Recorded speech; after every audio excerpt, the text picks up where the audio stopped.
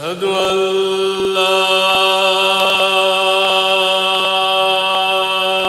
إله إلا الله.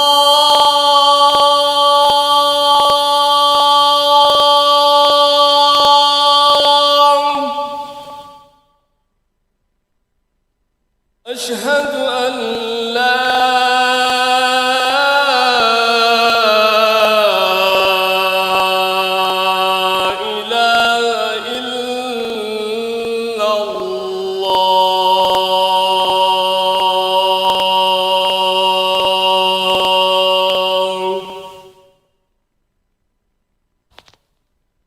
أشهد أن محمدًا رسول الله.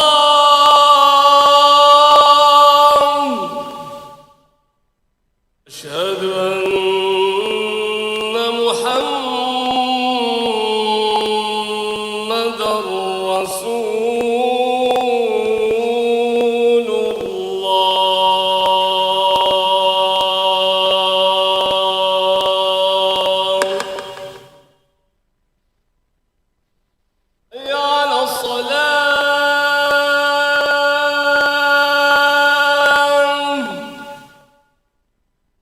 حي على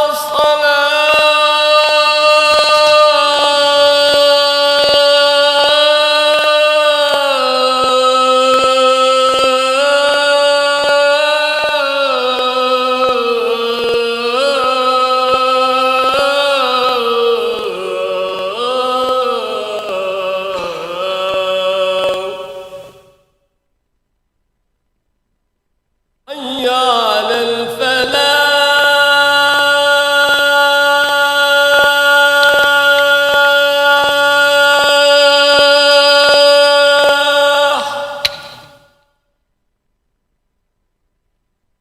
حي على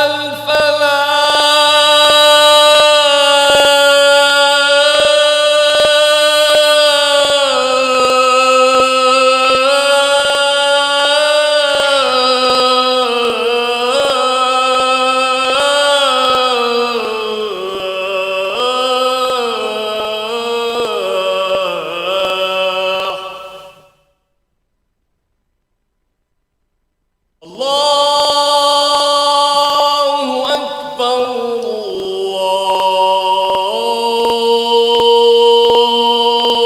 الله أكبر. لا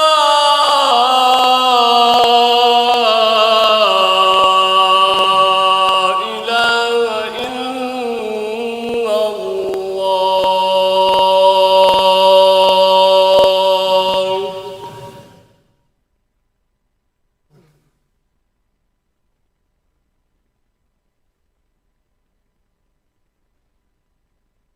أعوذ بالله السميع العليم من الشيطان الرجيم. بسم الله الرحمن الرحيم.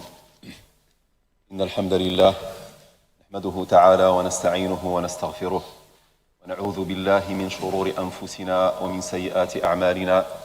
من يهده الله فلا مضل له ومن يضلل فلن تجد له وليا مرشدا. وأشهد أن لا إله إلا الله ولي المتقين وناصر المستضعفين وهازم الجبارين. سبحانه سبحانه لا يهدي كيد الخائنين.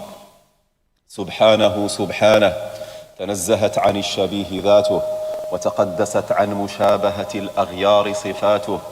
سبحانه سبحانه من إله جليل كريم مستطاع فيشكر ويعصى فيغفر. لا إله إلا هو كما أثنى على نفسه لا نحصي ثناء عليه. وما قدر الله حق قدره والأرض جميعا قبضته يوم القيامة والسماوات مطويات بيمينه سبحانه وتعالى عما يشركون. سبحانه سبحانه. أشهد أن سيدنا وعظيمنا محمدا عبده ورسوله أدى الأمانة ونصح الأمة وكشف الغمة وجاهد في الله حق جهاده حتى أتاه اليقين. ونحن على ذلك من الشاهدين. اللهم صل على محمد وعلى آل محمد كما صليت على إبراهيم وعلى آل إبراهيم. اللهم بارك على محمد وعلى آل محمد كما باركت على إبراهيم وعلى آل إبراهيم في العالمين إنك حميد مجيد. عباد الله، وكلنا عبد لله. الله سبحانه وتعالى قائل ولا يزال قائلا: بسم الله الرحمن الرحيم. يا أيها الناس اتقوا ربكم الذي خلقكم من نفس واحدة خلق منها زوجها وبث منهما رجالا كثيرا ونساء واتقوا الله الذي تساءلون به والأرحام واتقوا الله الذي تساءلون به والأرحام. ويقول ربنا عز من قائل: يا أيها الذين آمنوا اتقوا الله وقولوا قولا سديدا يصلح لكم أعمالكم ويغفر لكم ذنوبكم ومن يطع الله ورسوله فقد فاز فوزا عظيما. ومن يطع الله ورسوله فقد فاز فوزا عظيما. يا أيها الذين آمنوا اتقوا الله حق تقاته ولا تموتن إلا وأنتم مسلمون. أيها الأكارم، أيها الإخوة والأخوات، قبل متابعة الحديث في موضوع سلسلتنا التي كنا قد بدأناها منذ أسابيع خلت عن العلم من المهد إلى اللحد، اليوم إن شاء الله سنفتح قوسا لتناول حدث عظيم له علاقة بهذا الشهر الكريم، بشهر ربيع الأول. هذا الحدث الذي وقع سنة 570 ميلادية. اليوم أيها الإخوة الكرام سنعطر مجلسنا، اليوم سنزين مجلسنا بالكلام في رسول الله وعلى رسول الله صلى الله عليه وسلم. أسأل الله تعالى أيها الإخوة الكرام أن نكون من محبي رسول الله صلى الله عليه وسلم، أن نكون من أتباع رسول الله صلى الله عليه وسلم في هذه الدنيا ويوم القيامة من المقربين منه. Mes chers frères, mes chères sœurs, avant de continuer la série de sermons intitulée La science du berceau à la tombe, nous allons aujourd'hui, Inch'Allah Ta'ala, ouvrir une parenthèse pour parler d'un événement très important. Un événement qui s'est déroulé le mois de Rabi' al-Awwal en l'an 570. Nous allons, Inch'Allah Ta'ala, aujourd'hui embellir et parfumer notre assemblée par l'évocation du prophète Mohammed sallallahu alayhi wa sallam.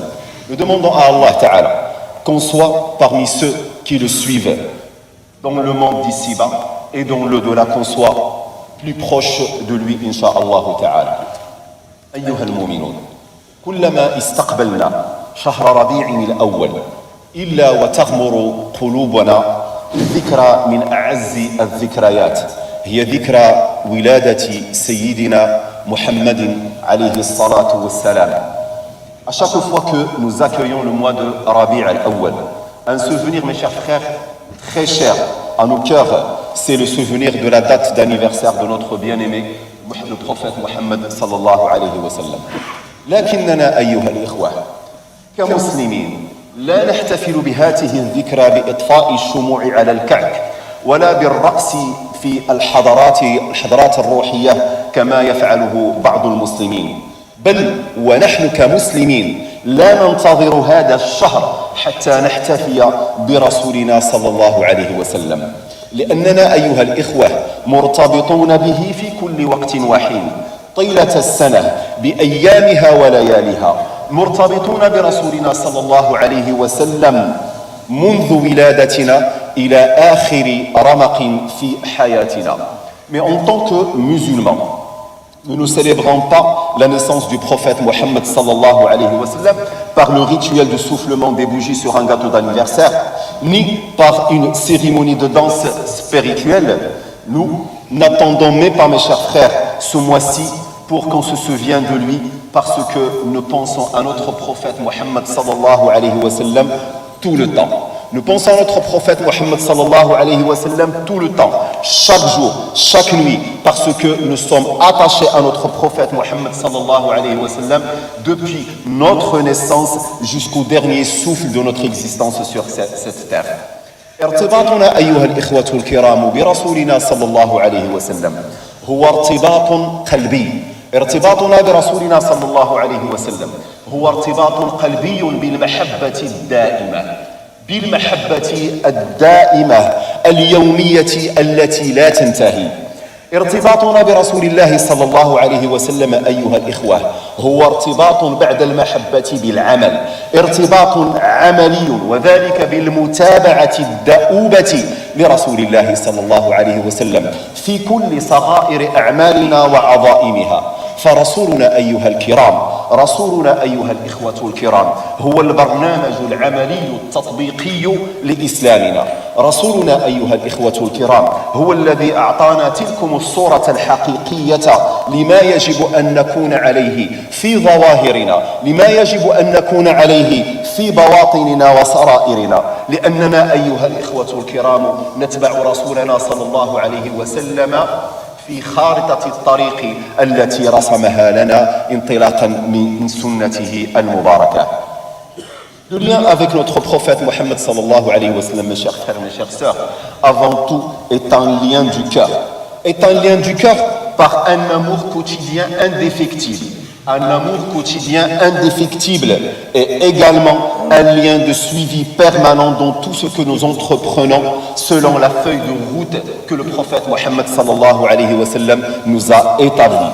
Parce que le prophète, mes chers frères, le prophète Mohammed sallallahu alayhi wa sallam, il incarne en effet le modèle pratique de notre islam que nous devons adopter intérieurement, nous devons adopter extérieurement dans notre cheminement vers Allah subhanahu wa ta'ala afin d'obtenir sa satisfaction ainsi que son paradis.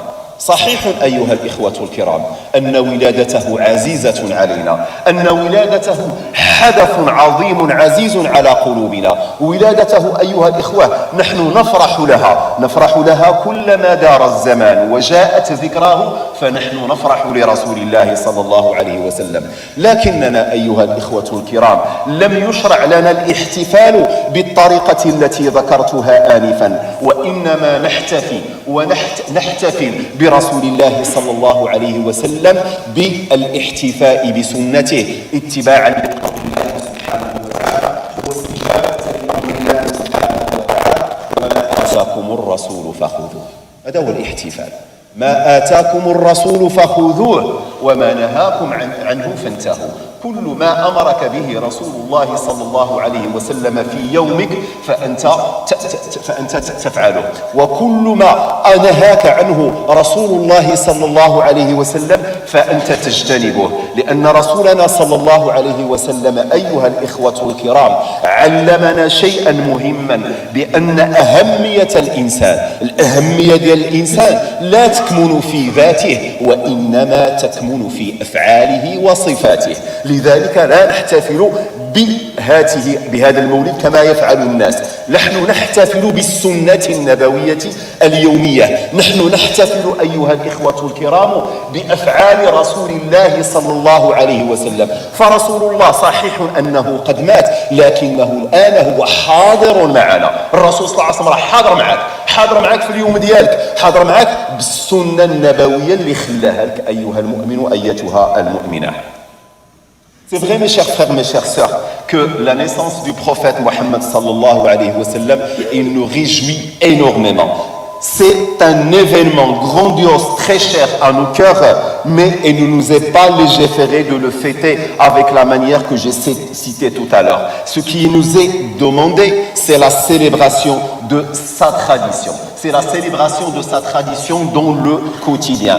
Et ceci en répondant à l'appel d'Allah subhanahu wa ta'ala qui nous dit dans le Coran al-Karim: prenez ce que le messager vous donne et ce qu'il vous est interdit, abstenez-vous-en. Et d'ailleurs, mes chers frères, mes chères sœurs, le prophète Mohammed sallallahu alayhi wa sallam nous a appris une règle d'or. Une règle qui est la suivante, que la grandeur d'une personne, il ne réside pas dans sa personne elle-même, mais il réside dans ses œuvres. La grandeur du prophète sallallahu alayhi wa sallam, il réside dans les œuvres. Certes, le prophète sallallahu alayhi wa sallam, c'est l'élu. Le prophète sallallahu alayhi wa sallam, il est grand à nos yeux. Et aussi, la tradition du prophète Mohammed sallallahu alayhi wa sallam, il est aussi grande. Ce qui nous manque actuellement, c'est la personne même du prophète Mohammed sallallahu alayhi wa sallam qui est mort. Mais sa présence, elle est avec nous au quotidien, à travers ses œuvres et à travers travers l'héritage qu'il nous a laissé صلى الله عليه وسلم.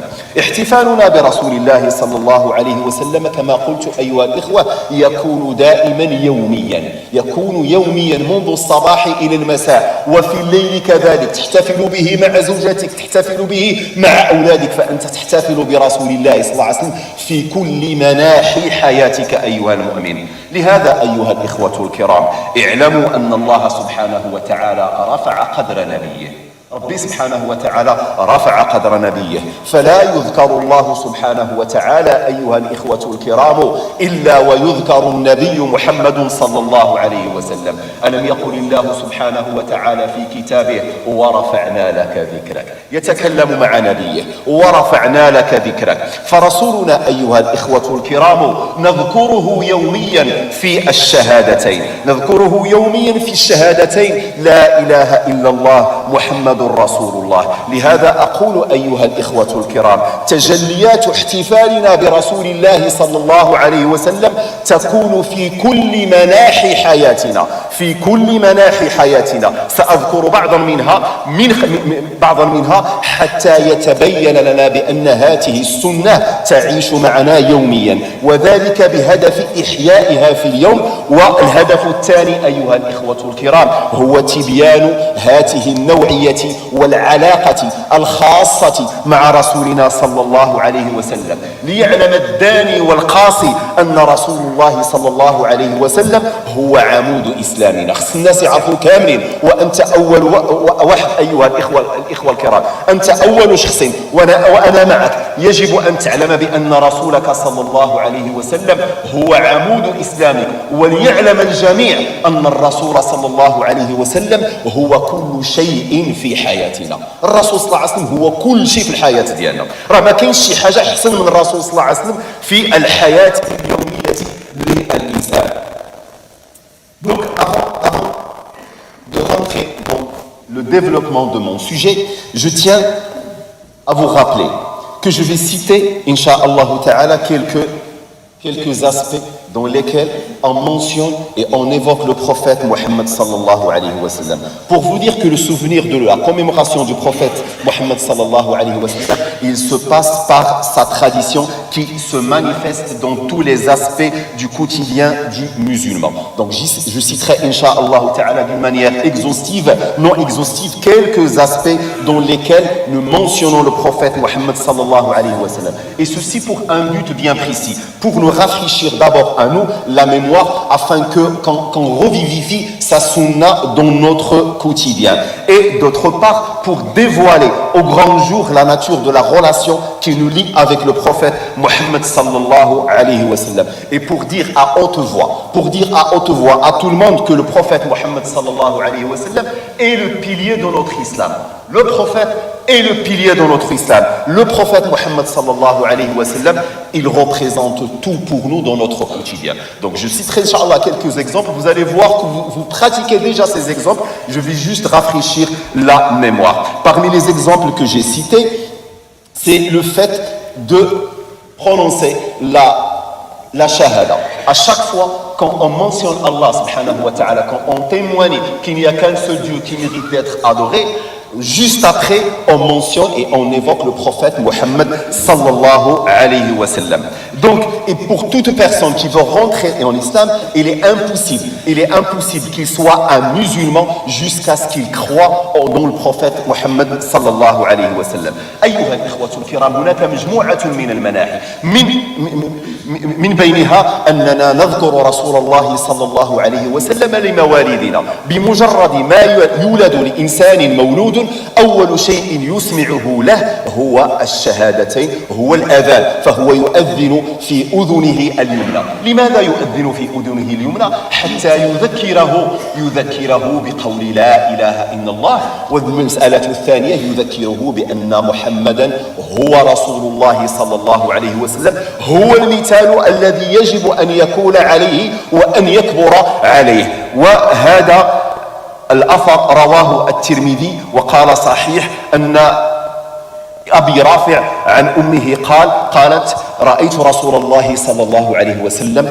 أذن في أذن الحسن بن علي حين ولدته فاطمة فهاته سنة من سنن المصطفى التي نفعلها يوميا والتي نذكر من خلالها رسولنا صلى الله عليه وسلم.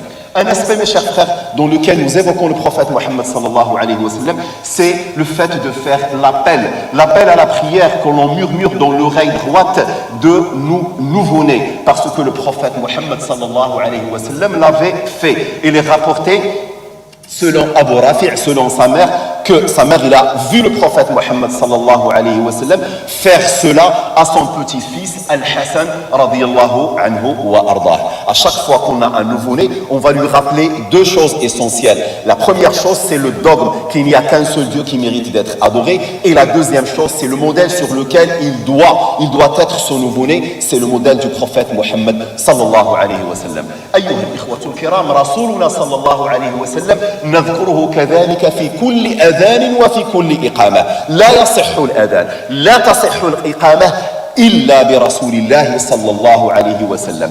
Aussi, nous citons le prophète Mohammed sallallahu alayhi wa sallam dont les grands et les petits appellent à la prière. نذكر رسول الله صلى الله عليه وسلم أيها الإخوة الكرام عندما ندخل للمسجد وعندما نخرج من المسجد لما رواه أصحاب السنن وقال عنه ابن باز إسناده صحيح عن أبي هريرة رضي الله عنه قال الرسول صلى الله عليه وسلم إذا دخل أحدكم المسجد فليسلم على النبي صلى الله عليه وسلم. جاي المسجد خاصك تذكر الرسول صلى الله عليه وسلم. ماذا تقول؟ بسم الله والصلاة والسلام على رسول الله صلى الله عليه وسلم ثم ليقول اللهم افتح لي أبواب رحمتك. وبعد أن يخرج من المسجد فهو كذلك يصلي على رسول الله صلى الله عليه وسلم بسم الله والصلاة والسلام على رسول الله ثم يقول اللهم افتح لي أبواب فضلك. لهذا ترون أيها الإخوة بأننا مرتبطون برسولنا صلى الله عليه وسلم في كل وقت وحين. Nous citons le prophète Mohammed sallallahu alayhi wa sallam dans la prononciation de la formulation prescrite au moment d'entrer à la mosquée et au moment d'en sortir. Le prophète sallallahu alayhi wa sallam, il nous a appris ce qu'il faut dire. Il a dit sallallahu alayhi wa sallam dans un hadith authentique, lorsque l'un de vous rentre à la mosquée, qu'il me salue et qu'il dise ô Seigneur, ouvre-moi les portes de ta miséricorde. Et au moment de sortir, qu'il me salue, il a dit le prophète sallallahu alayhi wa sallam. Tu dois dire impérativement Bismillah wa salatu wa salamu ala rasulillah. Et puis il demande, il dit à Allah, oh préserve-moi de Satan le maudit. أيها الإخوة الكرام نحن نذكر رسول الله صلى الله عليه وسلم في كل صلواتنا. كل الصلوات التي نصليها فريضة كانت نافلة كانت فنحن نصلي على رسول الله صلى الله عليه وسلم. وذلك في الحديث الذي أخرجه أبو داود وصححه الألباني عن كعب بن عجرة قيل يا رسول الله أما السلام عليك فنعرفه. قالوا له كنعرفوا نسلموا عليك يا رسول الله أما السلام عليك فقد عرفناه فكيف الصلاة عليك فالرسول صلى الله عليه وسلم سيعلمهم كيف يصلون عليهم في صلاتهم.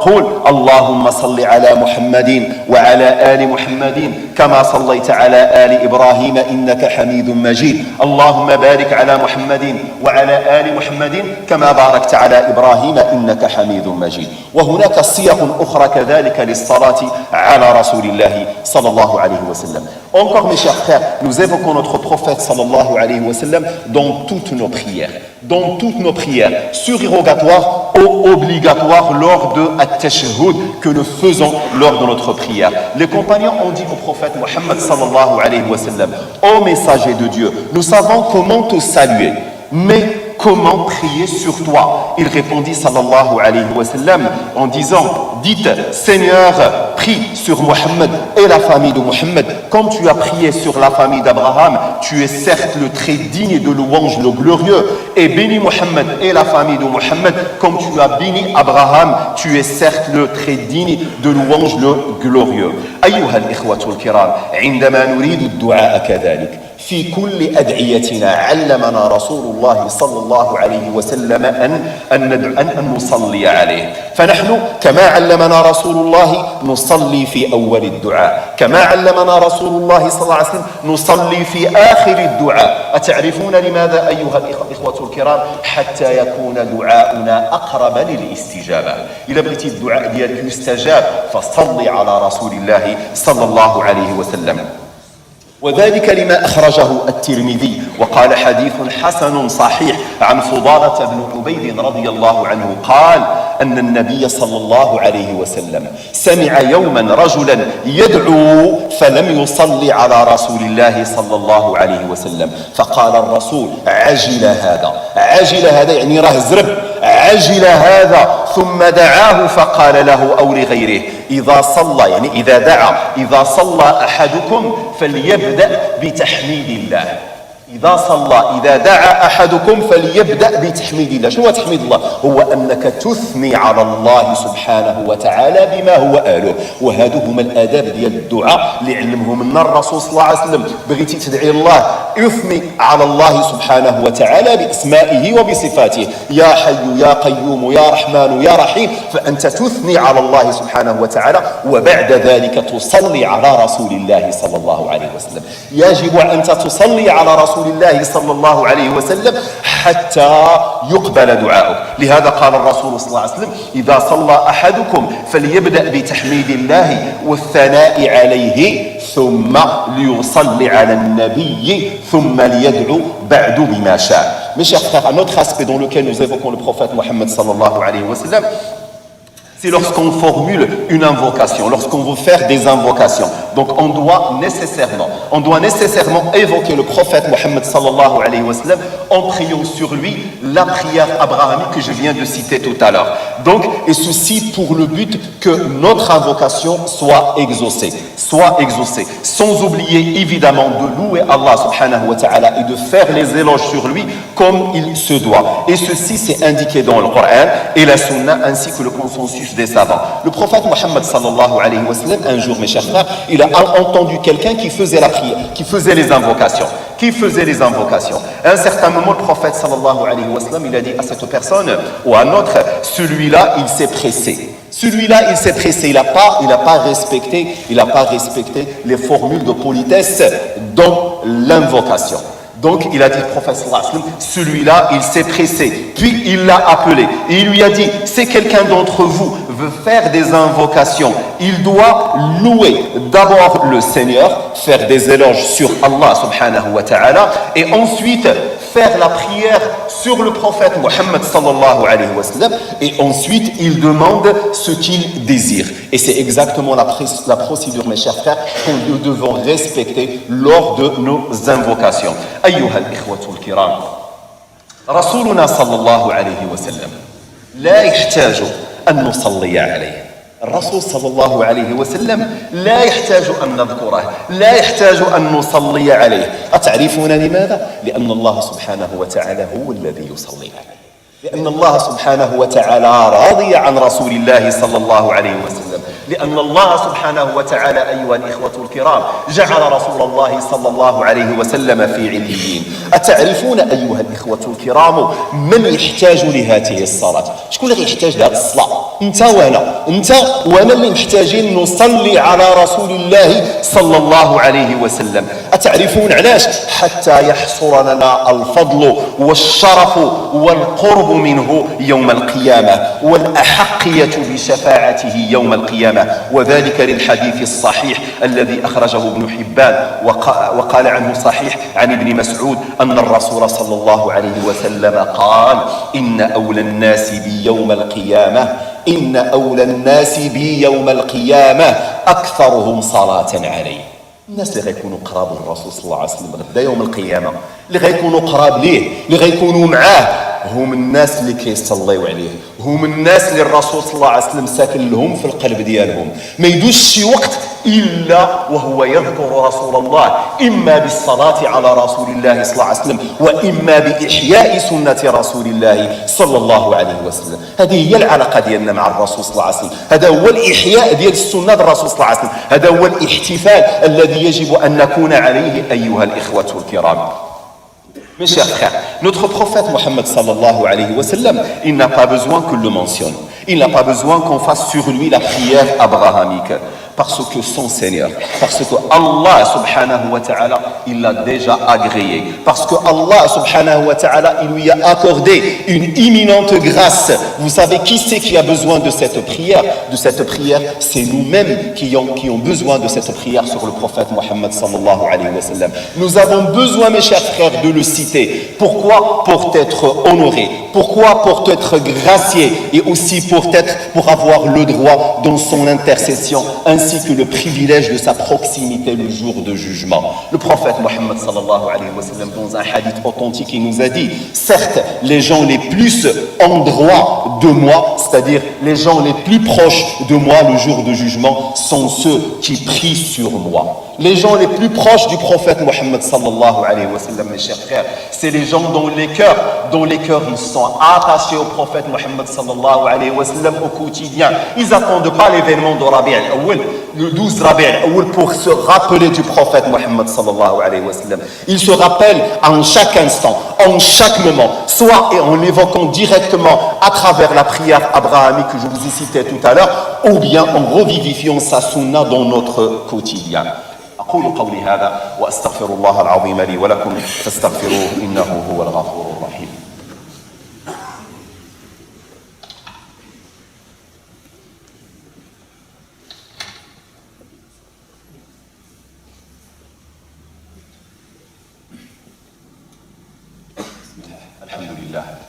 الحمد لله ولا يحمد أحد إلا إياه. الصلاة والسلام الأتمان الأكملان على سيدنا محمد وعلى آله وصحبه ومن والاه. يا رب صل على محمد وعلى آل محمد كما صليت على إبراهيم وعلى آل إبراهيم. اللهم بارك على محمد وعلى آل محمد كما باركت على إبراهيم وعلى آل إبراهيم في العالمين إنك حميد مجيد. Si vous pouvez avancer, vous voyez une place devant vous, remplissez-la. barakallahu fikum wa jazakum bil khair. أيها المؤمن، أيها الأخ الكريم، بمجرد ذكرك لرسول الله صلى الله عليه وسلم، بمجرد أن تذكر رسول الله صلى الله عليه وسلم، الله سبحانه وتعالى يتجلى عليك برحمته. الله تعالى يتجلى عليك برحمته فيصلي عليك. والصلاة من الله عليك أيها المؤمن، الصلاة من الله عليك ثناء في الملأ الأعلى. الصلاة من الله عليك أيها المؤمن رحمة ومغفرة وتطهير، لما أخرجه النسائي وحسنه الألباني عن أبي طلحة الأنصاري أن الرسول صلى الله عليه وسلم جاء يوما والبشر يرى في وجهه. واحد النهار دخل المسجد وشافوه مسرور، والعلامات ديال البشر والسرور ظاهرة على وجه رسول الله صلى الله عليه وسلم. فقال لهم الرسول صلى الله عليه وسلم إنه جاءني جبريل. قالوا جاني جبريل فقال لي أما يرضيك يا محمد صلى الله عليه وسلم، أما يرضيك يا محمد ألا يصلي عليك أحد من أمتك؟ أما يرضيك يا محمد ألا يصلي عليك أحد من أمتك إلا صليت عليه 10، ولا يسلم عليك أحد من أمتك إلا سلمت عليه 10. أنت بفعلك القليل، بفعلك البسيط، الرسول صلى الله عليه وسلم حبنا وخليل الرحمن، بمجرد ما تذكره الله سبحانه وتعالى يتجلى عليك. ربي سبحانه وتعالى يذكرك أيها المؤمن، يذكرك أنت فاش كتقول اللهم صل على محمد. ربي غادي يصلي عليك حتى هو. والصلاة من الله ثناء عليك، ثناء أيها. وسأضرب المثال، ولله المثل الأعلى، ولله المثل الأعلى. تصور معي أيها الأخ الكريم في مداخلة تلفزية يعني وزير أو ملك أو إنسان ذو شأن في هذه الدنيا يذكرك أنت في هذه المداخلة التلفزية، يقول فلان إنسان صالح، فلان إنسان مزيان، فماذا يكون وقع ذلك على نفسك؟ اش غيكون الوقع ديال داك الشيء؟ غادي تحس براسك بواحد الشرف، لأنك شكون اللي ذكرك الملك، ذكرك الرئيس وذكرك الوزير أو الوزير، فهذا رب العالمين. رب العالمين يذكرك، أنت تذكر رسول الله صلى الله عليه وسلم، ورب العالمين يذكرك في الملأ الأعلى، يثني عليك في الملأ الأعلى، يطهر قلبك. علاش؟ لأنك ذكرت رسول الله صلى الله عليه wasallam. Mes chers frères, au moment où on mentionne notre prophète Mohammed sallallahu alayhi wa sallam, en faisant la prière abrahamique, la bonté divine se manifeste à travers la miséricorde qui nous enveloppe sur le champ.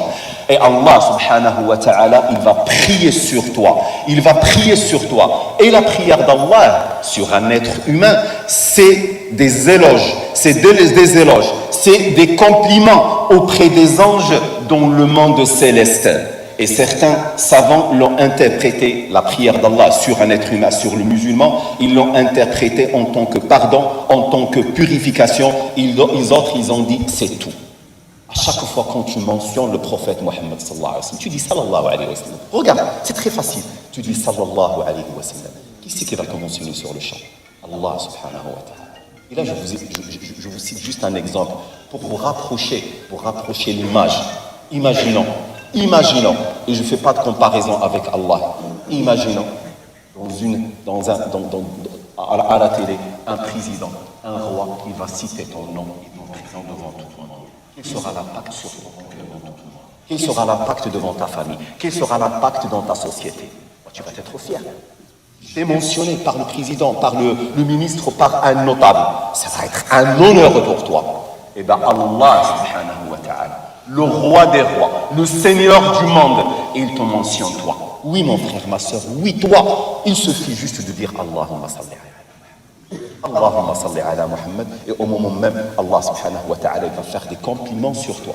Des compliments pour toi auprès des anges dans le monde céleste. Et c'est pas que ceci. Allah subhanahu wa ta'ala, il va purifier ton cœur. Pourquoi? Parce que tu as évoqué son bien-aimé, qui est le prophète Mohammed sallallahu alayhi wa sallam. Et là, je vais vous citer un récit prophétique. Le prophète Mohammed sallallahu alayhi wa sallam, un jour, il sortit avec des marques de joie qui se voient sur son visage. Il était très content, des marques de joie qui se voyaient sur son visage. Et il a dit, j'ai reçu Jibril, et il m'a dit, oh Mohammed, serais-tu satisfait que toute personne de ta communauté qui prie sur toi, Allah subhanahu wa ta'ala priera sur lui 10 fois, et toute personne qui te mentionne une fois, Allah subhanahu wa ta'ala, il va le mentionner 10 fois. فعندما تذكر رسولك أيها المؤمن وتصرف زمن دعائك لرسول الله صلى الله عليه وسلم بالصلاة عليه إن شئت آنئذ الله سبحانه وتعالى يكفيك ما أهمك من أمري الدنيا والآخرة. عندك الهم، عندك شي هم، صلي على رسول الله صلى الله عليه وسلم. الله سيكفيك همك في الدنيا، بل الله سبحانه وتعالى سيغفر ذنبك. وهنا الدليل على ذلك الحديث الذي رواه الترمذي وقال عنه أحمد شاكر حديث حسن صحيح عن أبي بن كعب. اسمعوا لهذا الصحابي الجليل. عن أبي بن كعب قال يوما لرسول الله صلى الله عليه وسلم يا رسول الله إني أكثر الصلاة عليك. قال له يا رسول الله راني كنكثر الصلاة عليك، كنصلي عليك بزاف. قال له فكم أجعل لك من صلاتي، يعني من صلاتي يعني من دعائي، فكم أجعل لك من دعائي؟ فقال الرسول صلى الله عليه وسلم ما شئت. قال الربع؟ قال ما شئت، فإن زدت فهو خير لك. قال النصف ديال الدعاء ديالي نديرو لك يا رسول الله. قال الرسول صلى الله عليه وسلم ما شئت، فإن زدت فهو خير لك. قال الثلثين؟ قال ما شئت، فإن زدت فهو خير لك. ثم قال الصحابي الجليل يا رسول الله أجعل لك صلاتي كلها. يهز بيدو وبدا يصلي غير على الرسول صلى الله عليه وسلم، ما يقولش يا ربي اعطيني، ما يقول حتى شي حاجه، غير يبقى يصلي على الرسول. قال له يا رسول الله أجعل لك صلاتي كلها. فقال له الرسول صلى الله عليه وسلم إذا تكفى همك، إلا عندك شي هم يمشي لك، إذا تكفى همك ويغفر لك ذنبك. ربي يحيد عليك الهم ويغفر لك الذنب ديالك.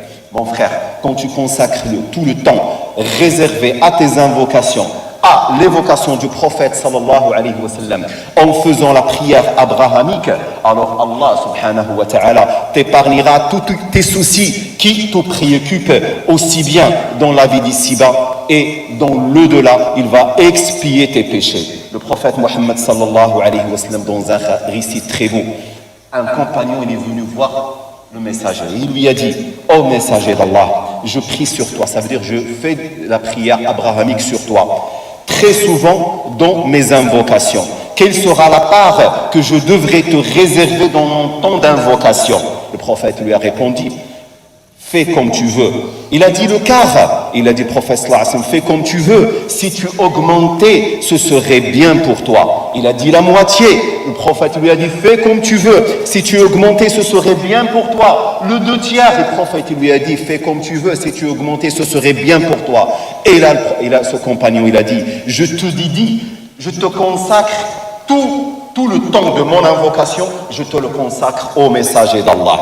À ce moment-là, le prophète lui a répondu: cela te débarrasserait de tous tes soucis et entraîne la rémission de tes péchés, l'expiation de tes péchés. Si tu veux l'expiation, mon frère, de tes péchés, si tu as des soucis, Muhammad sallallahu alayhi wa sallam.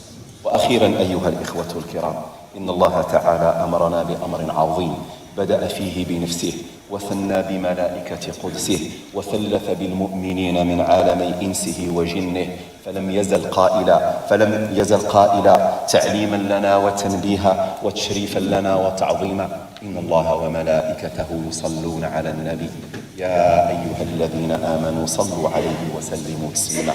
Mes chers frères, mes chères sœurs, Allah subhanahu wa ta'ala a commencé par lui-même dans une recommandation considérable, puis il s'est adressé de même à ses anges, ensuite aux croyants parmi les djinns et les hommes.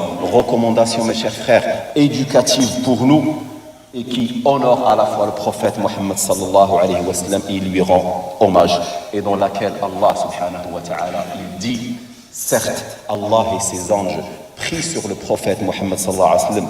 Ô vous qui croyez, priez sur lui et adressez-lui vos salutations. La meilleure formulation de prier sur le prophète Mohammed sallallahu alayhi wa sallam, c'est en faisant la prière abrahamique. Et nous allons dire tous: Allahumma salli ala Muhammad wa ala ali Muhammad kama sallayta ala Ibrahim wa ala ali Ibrahim. Allahumma barik ala Muhammadin wa ala ali Muhammadin كما باركت على إبراهيم وعلى آل إبراهيم في العالمين إنك حميد. اللهم يا الله يا رحمن يا رحيم يا مجيب يا قريب يا سميع، نسألك بأسمائك العلى، نسألك بأسمائك الحسنى ألا تدع لنا في مقامنا هذا ولا هما إلا فرجته ولا حاجة من حوائج الدنيا والآخرة إلا قضيتها بفضل منك وكرم يا حي يا قيوم. اللهم إنا نسألك القرب من رسولك صلى الله عليه وسلم. اللهم ارزقنا محبة رسولك صلى الله عليه وسلم. اللهم يسر لنا إحياء سنة رسولك صلى الله عليه وسلم.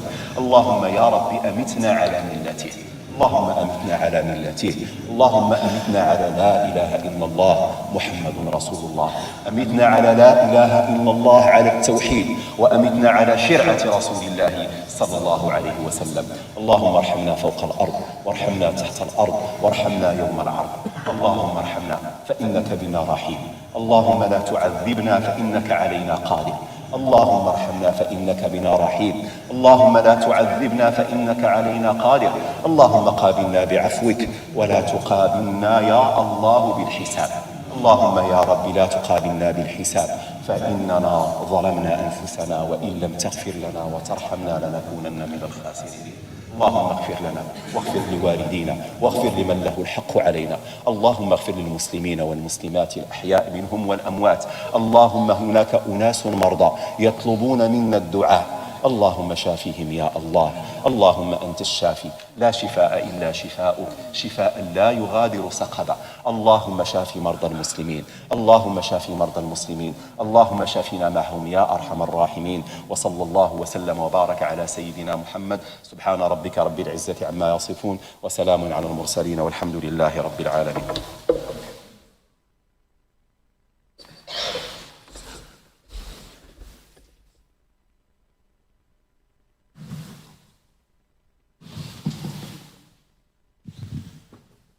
الله أكبر الله أكبر، أشهد أن لا إله إلا الله، أشهد أن محمدًا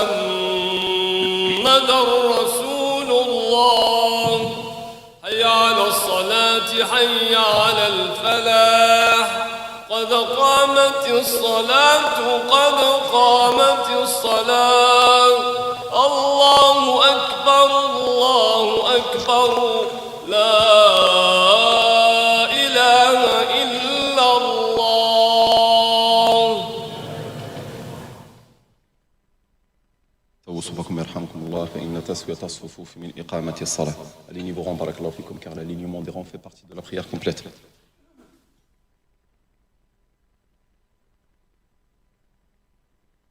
الله أكبر.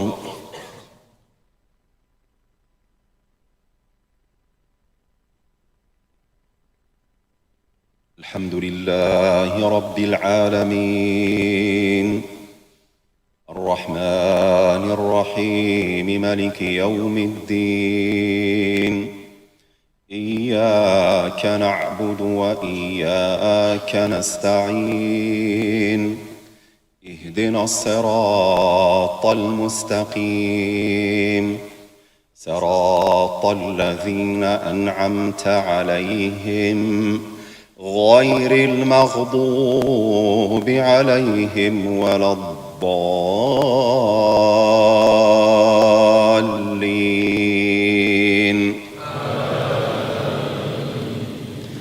من كان يريد العاجلة عجلنا له فيها ما نشاء لمن نريد، ثم جعلنا له جهنم يصلاها مذموما مدحورا. ومن أراد الآخرة وسعى لها سعيها وهو مؤمن فأولئك كان سعيهم مشكورا. كلا نمد هؤلاء وهؤلاء من عطاء ربك، وما كان عطاء ربك محظورا. انظر كيف فضلنا بعضهم على بعض، وللآخرة أكبر درجات وأكبر تفضيلا.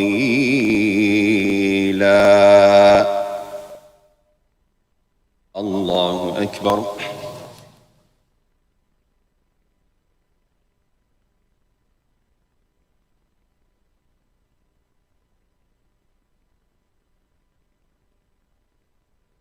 سمع الله لمن حمده.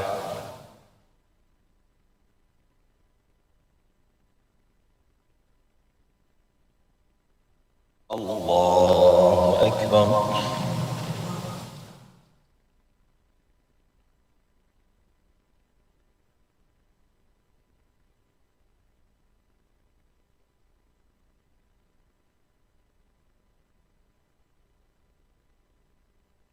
الله أكبر.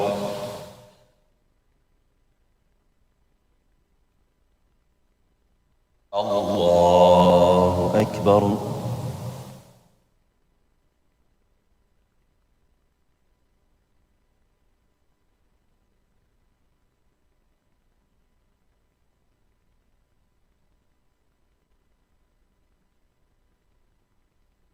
الله أكبر. الحمد لله رب العالمين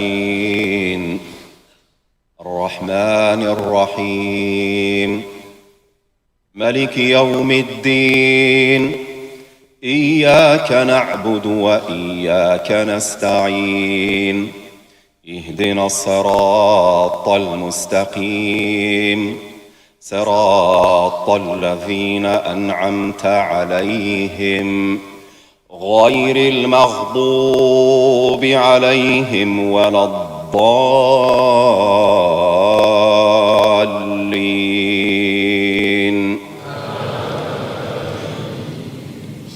وقضى ربك ألا تعبدوا إلا إياه وبالوالدين إحسانا إما يبلغن عندك الكبر أحدهما أو كلاهما فلا تقل لهما أف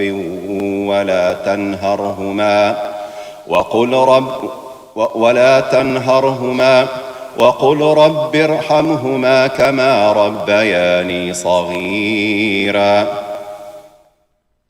الله أكبر.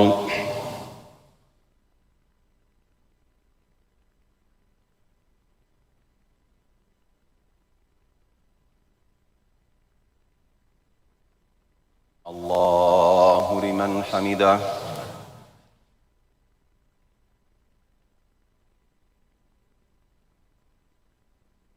الله أكبر.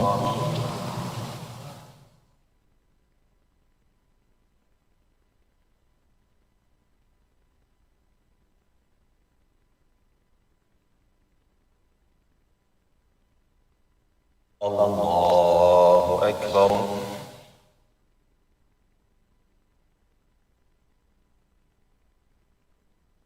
الله أكبر.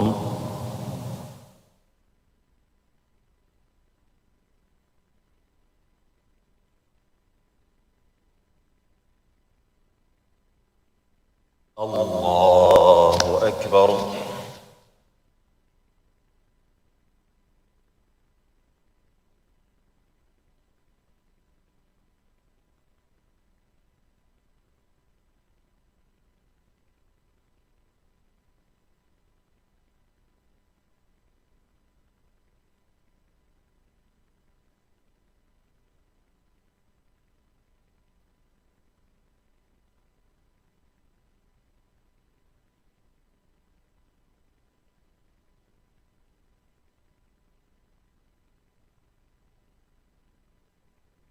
السلام عليكم ورحمة الله.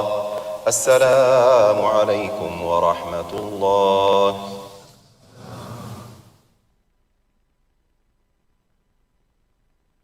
Chers frères, n'oubliez pas votre mosquée, barakallahu fikum, donnez pour votre mosquée et Allah subhanahu wa ta'ala vous donnera. Faites la sadaqa et Allah subhanahu wa ta'ala sera généreux envers vous. Barakallahu fikum.